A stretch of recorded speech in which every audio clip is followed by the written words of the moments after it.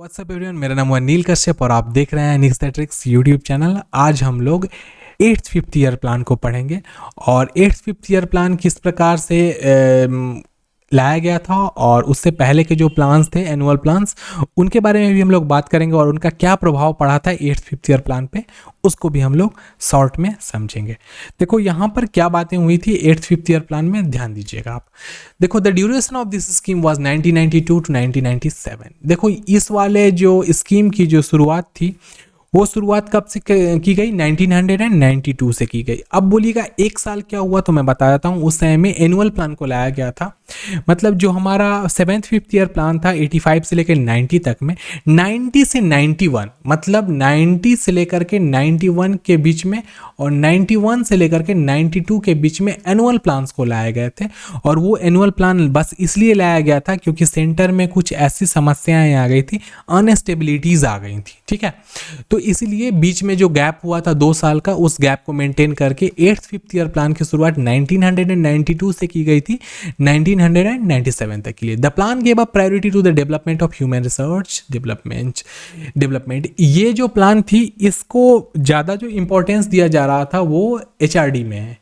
आपको पता होना चाहिए HRD जो होता है ह्यूमन रिसर्च डेवलपमेंट, वहाँ पे दिया गया था, such as employment, education and public health. और HRD में कौन कौन सी चीज़ों को लाया जा रहा था? सबसे पहला था हमारा एम्प्लॉयमेंट, रोजगार देना, उसके बाद एजुकेशन सिस्टम को स्टेबल करना और साथ साथ पब्लिक हेल्थ। ये तीनों चीज़ों को बहुत ज़्यादा इंपॉर्टेंस दिया गया हुआ था, ठीक है। उसके बाद है दिस प्लान PC महाबोलिस बोर्ड। और इस प्लान को जो आपको पता होना चाहिए, PC महाबोलिस का जो प्लान था। अब एक और क्वेश्चन आ सकता है कि कौन सा प्लान PC महाबोलिस प्लान था, तो आप इसका जवाब नीचे वीडियो के जो कमेंट सेक्शन होता है उसमें बताना कि PC महाबोलिस जो प्लान है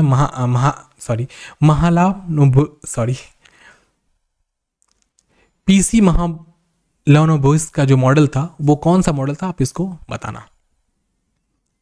उसके बाद है it was during this plan that the Narasimha Rao government has approved the new economic policy of India. और देखा जाए इस समय में नरसिम्हा राव की गवर्नमेंट ने अप्रूव किया था नया इकोनॉमिक पॉलिसी को हिंदुस्तान में, that is liberalisation, privatisation and globalisation. और उसके अंतर्गत क्या क्या चीज़ आया था? लिबराइजेशन, प्राइवेटाइजेशन एंड ग्लोबलाइजेशन, मतलब LPG मॉडल। LPG मॉडल की शुरुआत कहाँ करी गई थी? तो 8th 5th ईयर प्लान में करी गई थी। वॉज इंट्रोड्यूस इन कंट्री में इस चीज़ को इंट्रोड्यूस किया गया था।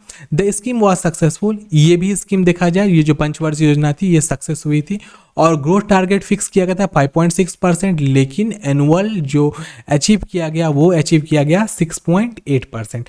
अब इस प्लान की कुछ स्पेशल बातें थी जो मैं आपको बताता हूँ, आप इस चीज़ को ध्यान से समझने की कोशिश करिएगा। देखो सबसे पहले कि इसमें इकोनॉमिक परफॉर्मेंस किया गया था। अब इकोनॉमिक परफॉर्मेंस में क्या क्या आई थी मैं आपको बताते हैं। इकोनॉमिक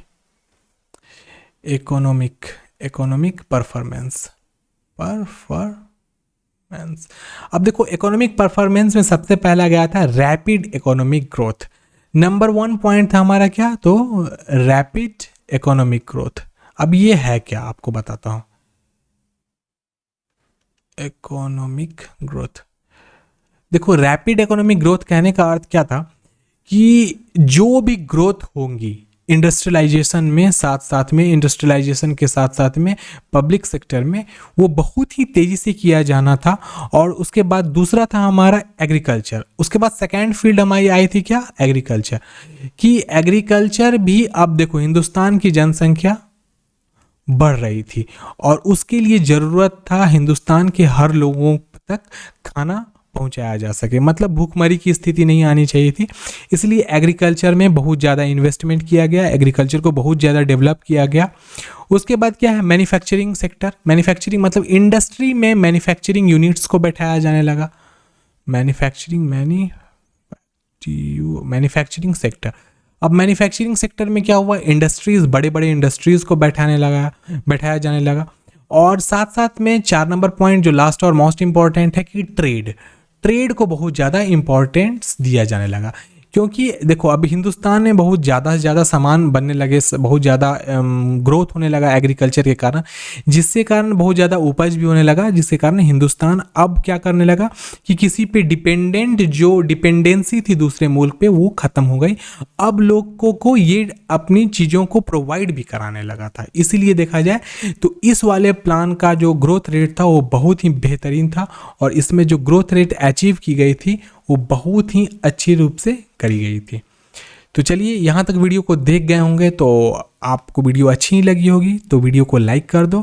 फर्स्ट टाइम चैनल पे आ रहे हो तो चैनल को सब्सक्राइब कर दो। Next 9th 5th year plan के साथ हम लोग नेक्स्ट वीडियो को शुरू करेंगे। आज के लिए इतना ही। Bye bye, take care and stay blessed.